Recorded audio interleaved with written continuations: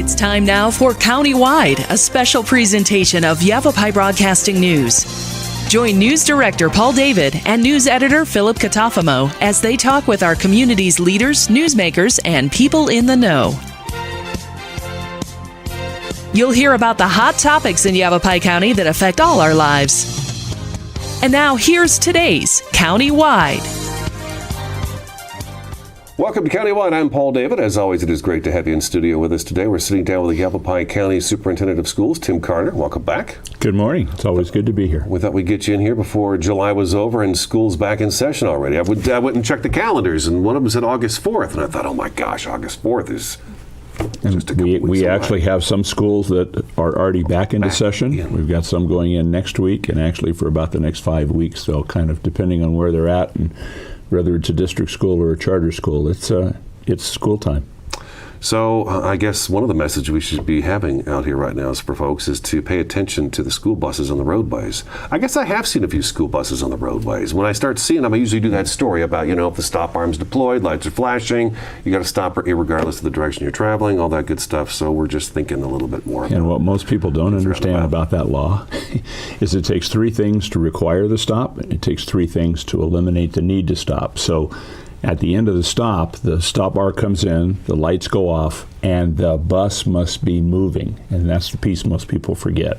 Yeah, wait for the bus to move, and then you can move. Because if the bus moves, that means all the kids are sitting down and relatively quiet, I guess, right? Yeah. Mm-hmm. I've driven by school buses. They're pretty loud sometimes, Those bus drivers, you got to give them credit for being able to handle that, but that's nice. Let those kids blow off that steam. Let's talk about back to school. So what are the things that parents should know about going back to school for their students this year? Because we've had such a weird last year.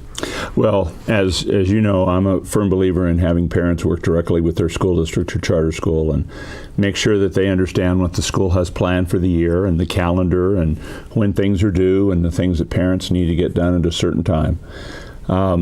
Every school is a little bit different, even, as we said, when they start school. Sure. And what those criteria are. So my suggestion is work directly with that school, find out what kind of information they have that's available. Most of them have very good websites.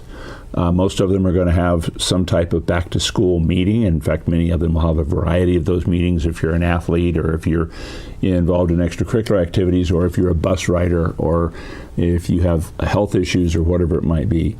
So just work directly with that local school.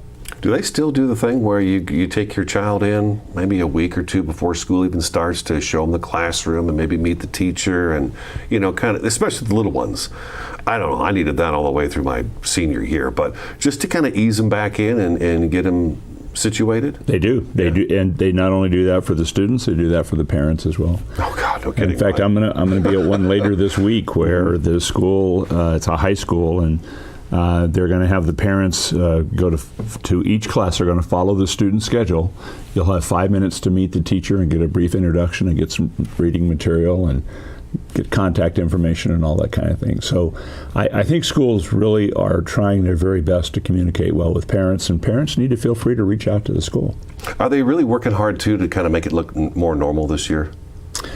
Well, absolutely. It's got to be a thing, right? If we think back to this last year, I mean, we were, in many of our schools, were the students were off campus as much as they were on. Even though we had some schools that never did go virtual, they stayed face-to-face the whole time, but a great majority of them, they were in and out throughout the year, depending on what their data was telling them. But then the year before that, if you'll remember, everything kind of fell apart in March of, that was 19, or 2000. And so we've had about a year and a half where it's been anything but normal. Right. So I think everybody is looking forward to having some more normalcy, whatever that might be. Mm-hmm. And of course, as we talked about here a few minutes ago, the numbers are rising. And so we're obviously having to keep track of that. And when he says numbers are rising, the COVID cases are rising, that Delta variant has correct kind of come in, and we've seen, Yavapai, or the state has gone from 300 cases a day to a little over 1,000 a day now over the last week or so. So, right. Yeah, the numbers are going up. But the governor did put in no masks at school. So how are they, when schools are open and the students are in there, are we having to reduce classroom size? We got plexiglass between desks, the desks separated further, kids kept further away. masks, what's that going to be like? Well, let's take some of those things kind of in order if we can. All right, sure. So the statute has changed dealing with masks. In the past, it's always been up to the local governing board to make that determination unless there was an executive order or a statute that overrode that. So as part of the budget this last year, that was included that school districts and charter schools cannot require the wearing of masks either for staff or for students. Now, it's completely up to the parent whether they want that child to wear a mask during the day or not. Many of our schools, in fact, probably almost all of them, are going to make masks available if the student wants one. But it's not something that the school board now can require. It's something that is mandated by law that they do not have the authority to do that. They also don't have the authority to require vaccinations, and they really never have. I mean, right. that's not something that boards have had the ability to do. Obviously, we do have statutes that require certain vaccinations, but COVID is not one of those. Maybe one of these days it will be, but it's certainly not now. And I'm not even sure that we're anticipating that in the near term. So the mask issue has been decided by statute. The vaccine issue has been decided by statute. I think what you're going to find is that most of our schools are going to try to do some kind of layered mitigation strategy.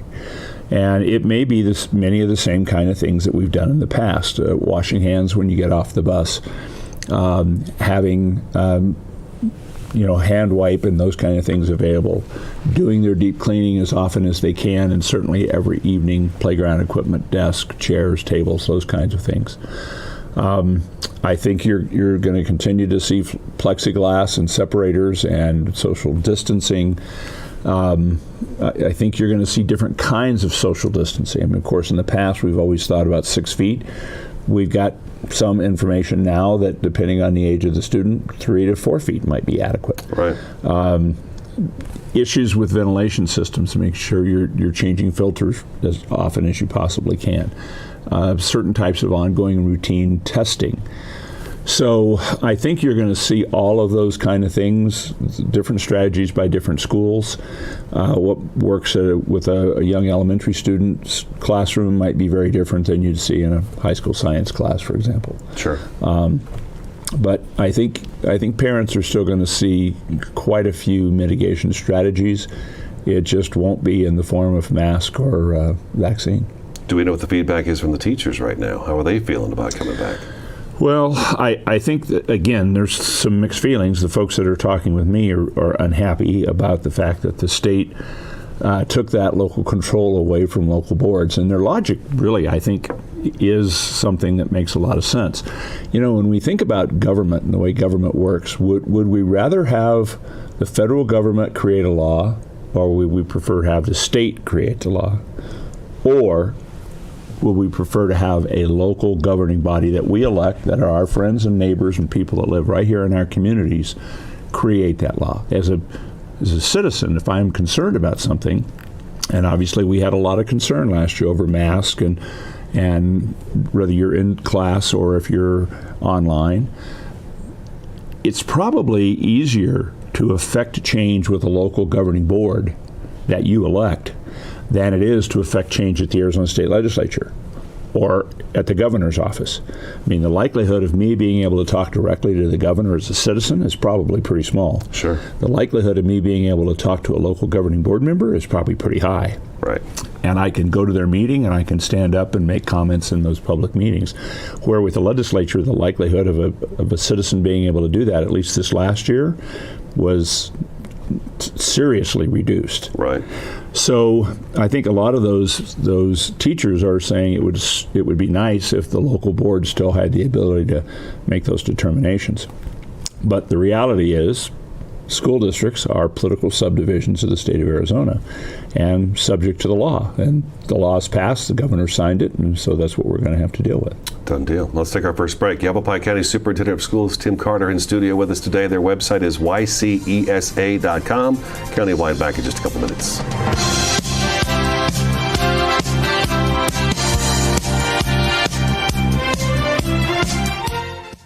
Who doesn't dream of home improvements? Perhaps your kitchen, the real living room. Maybe the bathroom, where you bookend your day.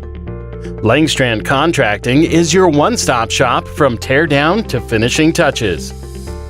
With 35 years of experience, Chris and his team will work with you to match your family's style and budget. Call Langstrand Contracting today for guidance in bringing your vision to life. Hi, this is Greg at Verde Solar Power. You know, Arizona has lots of clean, renewable sunshine, and we want to help you take advantage of it with our quality solar installations, and we offer to beat any written offer on a residential solar electric system. So bring us your electric bill and let us show you how solar power will save you money. We're located conveniently here in the Verde Valley and are dedicated to helping the valley go solar. So remember, the energy solution comes up every morning. Starting in the late 1920s, Grandpa Gettle and his brothers laid the groundwork for what would become a family legacy. Almost 100 years and 100 patents later, Gettle's High Desert Mechanical continues to raise the bar of quality heating, cooling, and plumbing products and services in the Verde Valley. Call Gettle's High Desert Mechanical Heating, Air Conditioning, and Plumbing at 567-2200 or online at GettlesHDM.com, providing solutions for your comfort. Don't settle, get Gettles.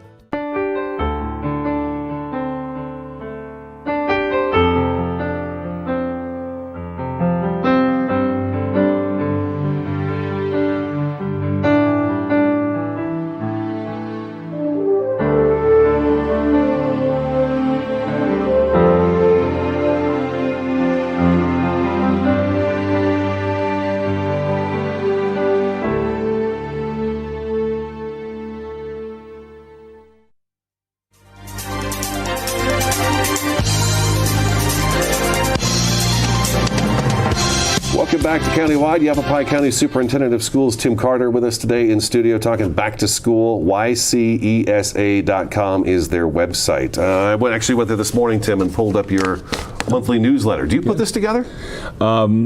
Actually, Becky O'Banion from here in the Verde Valley puts that together for us. We have a contract with her to do that work, and everybody from our agency provides information to her, and she puts that together once a month. It goes out to about 3,000 readers, and there's a lot of information in there. There is a ton of information on here, and it's on your front page website. I think if you scroll down to the bottom on the right-hand side is where that's at. So, yeah, that's perfect. Do we have, I noticed one of the things in here is actually the combating teacher turnover. It's just a small little paragraph here, but teacher turnover in Arizona has always been a thing. So how are we doing in that regard? Do we have enough teachers right now? No, we really don't. Okay. So retaining and recruiting teachers has probably been our number one problem in Arizona education issues for the last 10 years. It has years that are better than others, but last year we ended the year with 48 teaching positions. These are full-time faculty positions at one of our 101 campuses in Yavapai County that went unfilled all year. Oh, wow. So 48. 48 teaching positions that were unfilled. So what that means is those classes get canceled and those students are put into other classrooms, which means that the student-teacher ratio goes up, or the class is canceled and the class just simply goes away and students don't have the opportunity to take that particular class that year, which means they may not ever be able to take that class. And in some cases, what happens is that it's possible that may become an online program. But we just continue to have issues. And of course, there are certain areas, math, science, English, foreign language, almost anything in the CTE area, special education. I mean, those are areas that are much harder to find than others. But we're even having difficulty finding third grade teachers, fifth grade teachers, kindergarten teachers. That's a shame. And it really kind of varies from school to school. We have some schools right now that have a full staff. We have a majority of our schools that are still looking for some staff, and we're within a week, 2 weeks of starting. We kind of eased up on the requirements for being a teacher, too. Well, I'm not sure that we eased up on the requirements. I think what you'll find is that the state board and the state legislature, I think in a cooperative nature, tried to look at alternative methods or alternative pathways to become certified. So, for example, if I'm a veteran, I have a path that will get me to a teaching certificate that's not necessarily easier, but it's different than the traditional route. Okay. And that's just one example. Okay. So I don't know that we've reduced the standards in any real sense. I think we've simply made it possible to have people bring additional life experiences that they might not have been able to get through a college credit situation. Okay. So I used the wrong word for describing that.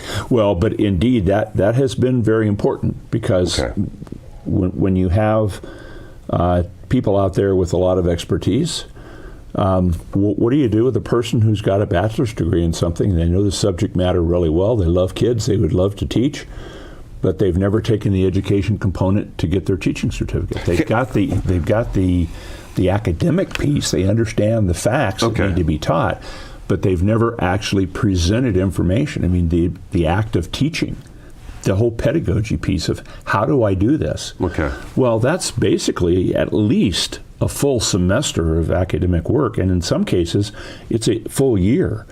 Well, how many of those folks are willing to come back and do that?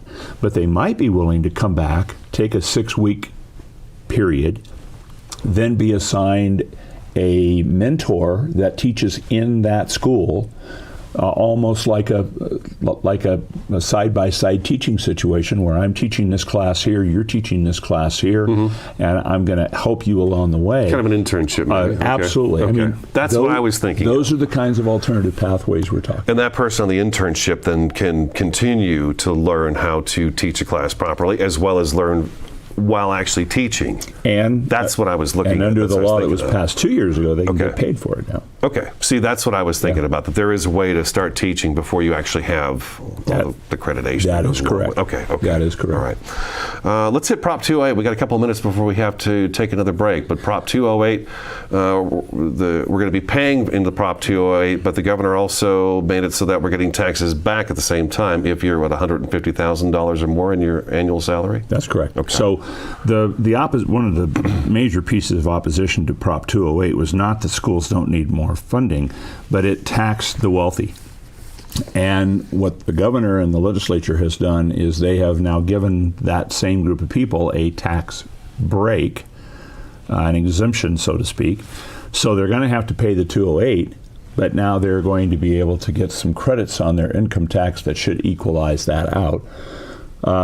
The argument, of course, is that there were dollars that were maintained as opposed to having dollars that were maintained and these additional dollars added to the education component. Right. So schools are essentially going to lose some funding, but the bigger issue at the end of the session, as you'll remember, was that cities and towns were going to lose a lot of the funding as well.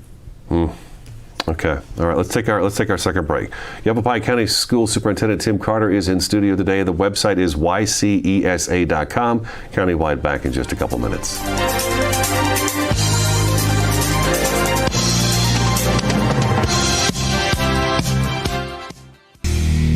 Terrifying jobs. Bull rider, take 2. Cliff, this seems like a really terrifying job. Why do you do it? I love protecting the bull riders when they get bucked up. How big are these bulls? 12 to 2,200 pounds of pure muscle. You're not cowed by any of this, obviously. Is there anything that scares you? Yeah, distracted drivers terrify me.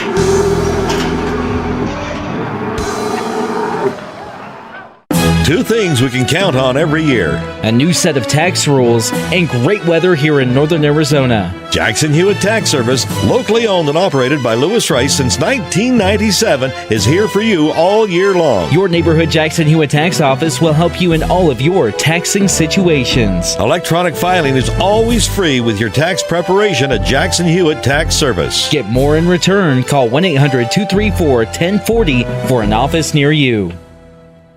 The EPA says C&B Construction ranks in the top 1% nationally. C&B Construction invites you to see what energy efficiency and indoor air quality can be. We have won another Department of Energy Innovation Award, and C&B Construction is the only contractor in the country to win 6 consecutive EPA Indoor Air Plus awards. Experience our zero-energy, move-in ready homes at Crossroads at Mingus. C&B Construction, locally respected, nationally recognized. Find out more at C&B Homes.com. Award-winning Soundbites Grill is an entertainment restaurant located in Uptown Sedona at the Hyatt Pinion Point Resort.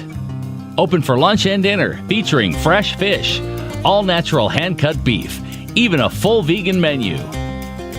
Family-friendly, open 11:30 to 9, late dining on Friday and Saturday. Soundbites Grill has some of the best views of the Sedona Red Rocks. Offers world-class entertainment, food, fun, and music.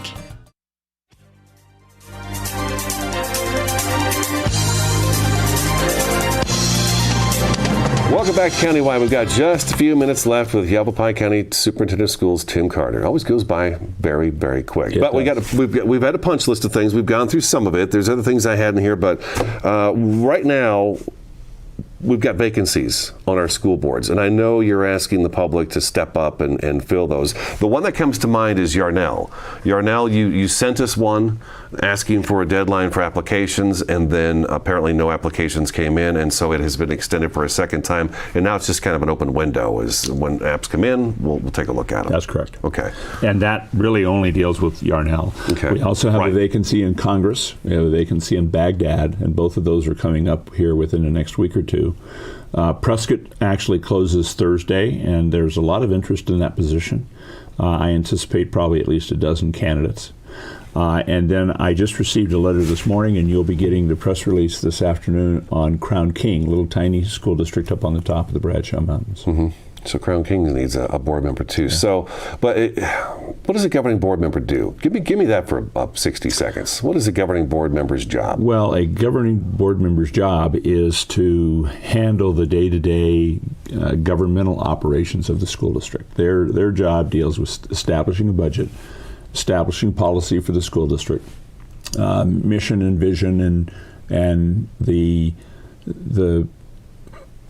goals going forward for the district as a member of the community, which obviously they represent. And the school is supposed to be the mirror image of the community that it serves, and so it is a public entity, and so this needs to be a public concern. And governing board members are the people that embody the public in that entire manifest concept that we have. Sounds like a daunting task. Well, it is, and the task is getting tougher. The interesting news is right now, all of these seats, every one, is not because a governing board member got mad and walked off. It was because they're all moving out of state. So it's probably more economically involved than anything else. But we average about one governing board seat a month in turnover. We have 138 board members in Yavapai County. And so we average about one a month. So to have 5 at any one time is pretty unusual.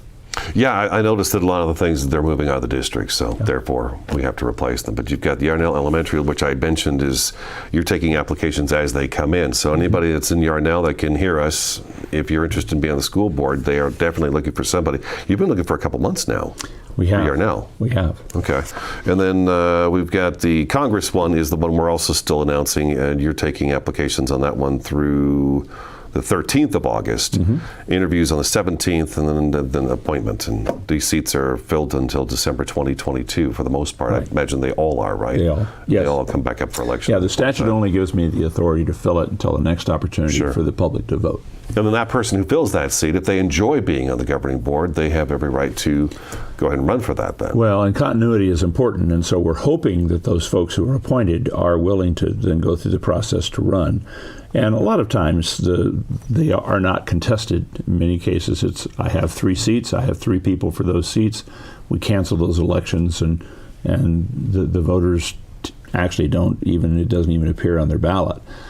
But we're also seeing more and more contested elections because, whether we like it or not, governing boards and school districts are becoming more political than ever before. Well, yeah, there's one thing going on, man. School boards, they can be. Interesting, for sure. We're out of time. That's it. Mr. Carter, thank you so much. See you. You too. You too. If you need something, just let us know. We will do Or that. have Jen, look us up and we'll help her out too. That is today's Countywide. As always, we thank you so much for watching, listening, and we'll talk to you again next time.